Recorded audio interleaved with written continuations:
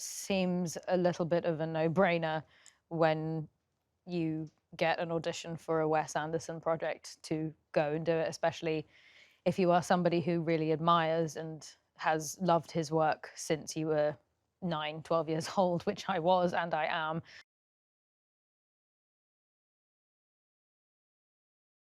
They had given me a scene from a completely different project that had absolutely no bearing on what the actual script ended up being like in the slightest. So I had no idea at all what it was meant to be. No character description, nothing. But I did it and then got a call back, and went in, did a few of those, met Wes for the first time, I think at recall number 2. And I remember I was very nervous to meet him, and then he opened the door and he was wearing pink socks and slippers, and I was not scared of him anymore. And glasses and a stripy shirt. And we just spent a lot of time talking, which was great. And then I finally got the script. Actually, I wasn't expecting to get it at all, but to my surprise, they sent it to me after they told me that they wanted me to do a chemistry read with Benicio, and it was on a timed link, and I read it, and I didn't stop reading it, and I'm a very slow reader, so that is impressive for me. And my initial thoughts were just, holy shit.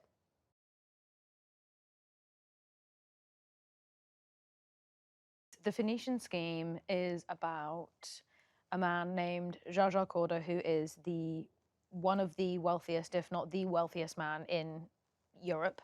And over the course of a slightly undetermined amount of time, some assassination attempts have been taken against him. He has survived all of them, I think 6 plane crashes at this point in time. And he realizes after his most recent one that, okay, he needs to secure his family assets. And in order to do that, he needs to bring back in his estranged daughter. When that happens, and when we meet Liesl and Zsa-zsa in the same room, we become aware of the fact that actually she has ulterior motives for meeting up with him again. She has some very long time dormant, unanswered questions, and her intention behind this meeting again is also to find some answers to those things, and thus they quest onwards to go and secure their family fortune, basically, and meet some very interesting people along the way.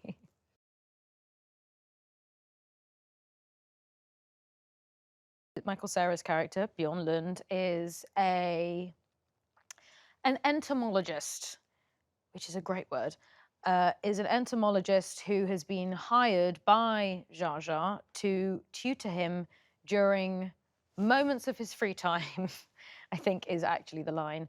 And Zsa-zsa has a thirst for knowledge of varying different kinds. Clearly, insects are the most recent topic of interest.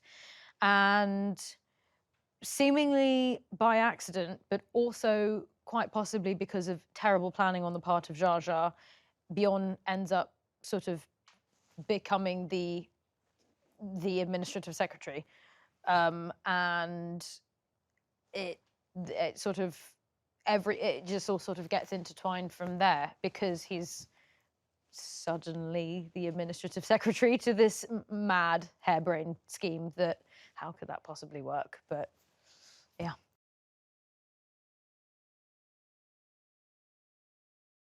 So there are several stops that are made along the way.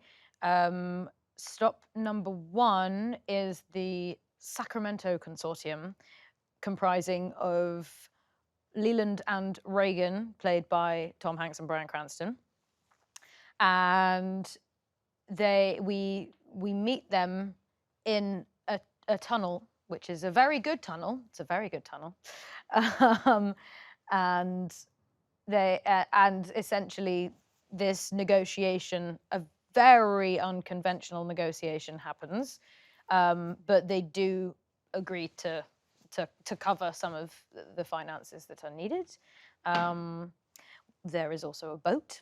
There is also, oh my goodness. Well, there's a desert, which is also a tunnel. Then there's a boat, and there's a dam as well. And then there's a very expensive hotel at the end. We're sort of everywhere in such a short amount of time.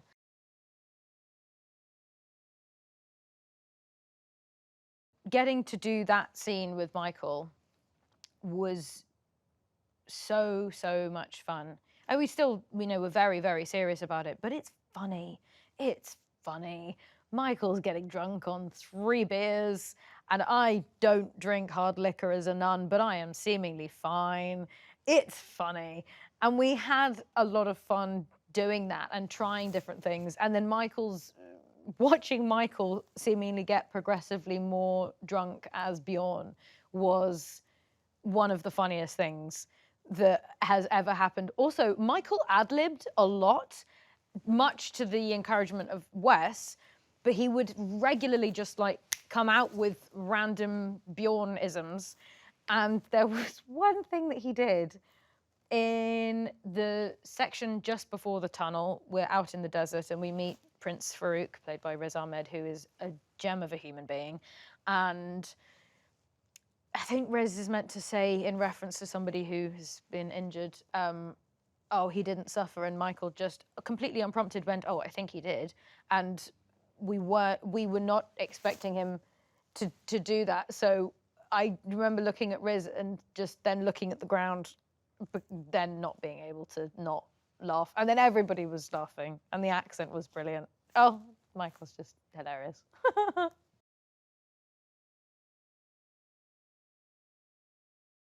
When we meet Liesl, we meet her not only in a very simple, very pared back way, but we also meet her with a very minimal lifestyle around her. Simple pleasures is her lifestyle.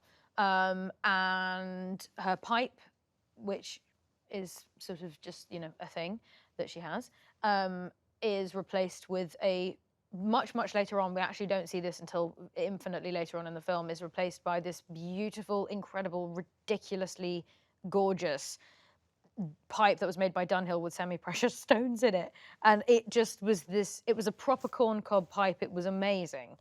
And then as she's beginning to live with Zsa-zsa and becoming more and more involved in his scheme, he also replaces her normal rosary with a secular rosary, which was made by Cartier, which was terrifying to hold, but which was a beautiful, beautiful item. And I think those two objects are somewhat representative of her, of her, not her transformation, but sort of her journey of realization about who she is and actually what it is that she wants.